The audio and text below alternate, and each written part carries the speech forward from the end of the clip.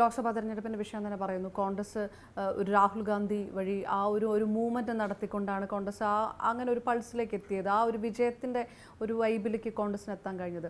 സ്വാഭാവികമായിട്ടും അന്ന് കൃത്യമായിട്ടുള്ള രീതിയിലുള്ള ഒരു എതിർ കാൻഡിഡേറ്റ് ഇടതുപക്ഷത്തിൻ്റെ ഭാഗത്തു നിന്നുണ്ടായിരുന്നുള്ളൂ എന്നൊരു ചോദ്യം, അതൊരു വിമർശനമായിട്ട് ഇതിനകത്ത് തന്നെ ഉയർന്നു വന്നിട്ടുള്ള കാര്യമല്ലേ? അല്ല, അന്നത്തെ കാര്യം ഒരിക്കലും രാഹുൽ ഗാന്ധി എന്ന് ദേശീയ തലത്തിൽ ഈ BJPയെ നേരിടാൻ വേണ്ടിയിട്ട് ദേശീയ പ്രാദേശിക പാർട്ടികൾ ഒരുമിച്ച് ചേർന്ന് മുന്നോട്ട് പോകാനുള്ള ആലോചനകൾ നടന്ന് സഖാവ് സീതാറാം യെച്ചൂരി രാഹുൽ ഗാന്ധിയെയും കൊണ്ട് വിവിധ സംസ്ഥാനങ്ങളിൽ പോയി അവിടുത്തെ പ്രാദേശിക പാർട്ടികളുമായി ലീഡർഷിപ്പുമായി സംസാരിച്ച് ഒരു സമന്വയമുണ്ടാക്കാൻ വേണ്ടിയിട്ടുള്ള ചർച്ചയും പരിശ്രമവും നടന്നുകൊണ്ടിരിക്കുന്നതിൻ്റെ ഇടയിലാണ് ആ പറയുന്ന യെച്ചൂരിയുടെ കൈ കുടഞ്ഞിട്ട് ഒരാളും അറിയാതെ ആകാശവഴി കോഴിക്കോട് വന്ന് ഇറങ്ങിയിട്ട് രാഹുൽ ഗാന്ധി ഞാനിതാ വയനാട്ടിൽ മത്സരിക്കുന്നു എന്ന് പറഞ്ഞു. അന്ന് കേരളത്തിലെ മുഖ്യമന്ത്രി ചോദിച്ചാണ് എന്ത് സന്ദേശമാണ് നിങ്ങൾ കേരളത്തിലെ ഇന്ത്യയിലെ ജനങ്ങൾക്ക് നൽകാനുള്ളത്? അതിൻ്റെ ദുരന്തം കോൺഗ്രസ് അനുഭവിച്ചില്ലേ? വയനാട്ടിൽ രാഹുൽ ഗാന്ധി വന്ന് മത്സരിച്ച അതിൻ്റെ ദുരന്തരമാണുള്ള ഉത്തരേന്ത്യയിലൊക്കെ ഒരു 100-100 സീറ്റ് കോൺഗ്രസ്സിന് കിട്ടുന്ന അവസ്ഥയിൽ നിന്ന് അതിനെ താഴെ പോയത് ഈ മുസ്ലിം ലീഗ് എന്ന് പറയുന്ന കേരളത്തിലെ പാർട്ടിയുടെ പച്ചക്കൊടി കാണിച്ചത് പാകിസ്ഥാൻ്റെ കൊടിയാണ്.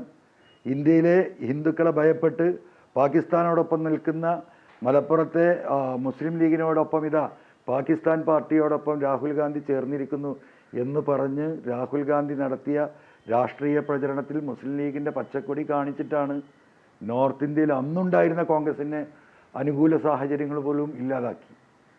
അതാണ് അന്ന് സത്യത്തിൽ ഇന്ത്യയിൽ നടന്നത്. അപ്പോൾ കേരളത്തിലെ യു ഡി എഫിനെ സംബന്ധിച്ച് ജനങ്ങളുടെ മുന്നിൽ ഒന്നും പറയാനില്ല.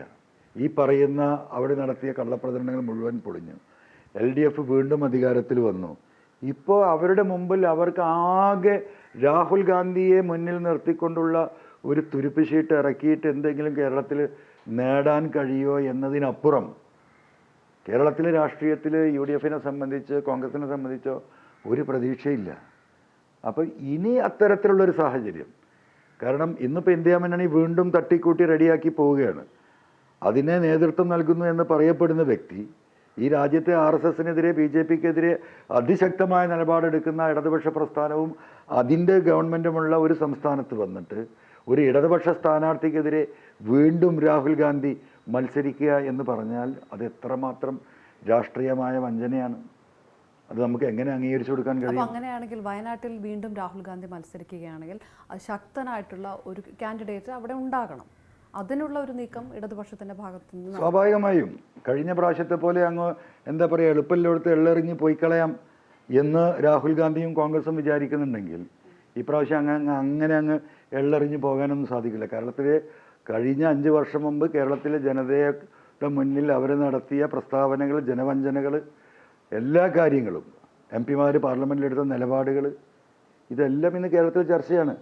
അതിന് വീണ്ടും ഈ വഞ്ചനാ രാഷ്ട്രീയത്തിന് നേതൃത്വം നൽകാൻ രാഹുൽ ഗാന്ധി വന്നാൽ ശക്തമായ എന്താ പറയുക ഒരു ഇലക്ഷൻ പോരാട്ടത്തെ അദ്ദേഹം കേരളത്തിൽ നേരിടേണ്ടി വരും. ആര് മത്സരിക്കണമെന്ന് പറയുന്നത് തീരുമാനിക്കേണ്ടത് പാർട്ടി തന്നെയാണ്. എങ്കിലും ചോദിക്കട്ടെ, PV അൻവറിനെ പോലുള്ള ഒരു ശക്തനായ ഒരു സ്ഥാനാർത്ഥിയെ വയനാട്ടിൽ പ്രതീക്ഷിക്കാൻ കഴിയുമോ? അല്ല, ഞാനിപ്പോൾ ഒരു ശക്തനായ സ്ഥാനാർത്ഥിയാണ് എന്ന് ഇപ്പം നിങ്ങൾ പറഞ്ഞാൽ പോരല്ലോ. അത് പാർട്ടി എന്ത് തീരുമാനിക്കുന്നോ ആ തീരുമാനത്തോടൊപ്പം നിൽക്കുക എന്നത് മാത്രമേ സാധിക്കുള്ളൂ. പാർട്ടി വയനാട്ടിൽ രാഹുൽ ഗാന്ധിക്കെതിരെ മത്സരിക്കണം എന്നാവശ്യപ്പെട്ടാൽ 100% സന്തോഷത്തോടു കൂടിയിട്ട് ആ തെരഞ്ഞെടുപ്പ് പോരാട്ടത്തിൽ നിൽക്കാൻ എനിക്കൊരു മടിയില്ല. അതൊരു രാഷ്ട്രീയ പോരാട്ടമാണ്. ഒരു വഞ്ചനാ രാഷ്ട്രീയത്തിനെതിരെ പ്രതികരിക്കുക എന്നത് ഒരു പ്രതികരണശേഷിയുള്ള ഏതൊരു എന്താ പറയുക മതേതര ജനാധിപത്യ വിശ്വാസിയുടെയും ഒരു ഉത്തരവാദിത്തമാണ്. ആ ഉത്തരവാദിത്തം ഏറ്റെടുത്ത് വയനാട്ടിൽ രാഹുൽ ഗാന്ധിക്കെതിരെ മത്സരിക്കണമെന്ന് പറഞ്ഞാൽ എനിക്കൊരു സെക്കൻഡ് അതിനെക്കുറിച്ച് ആലോചിക്കേണ്ട കാര്യമില്ല. ഞാൻ അതിൻ്റെ മുൻനിരയിലുണ്ടാവും.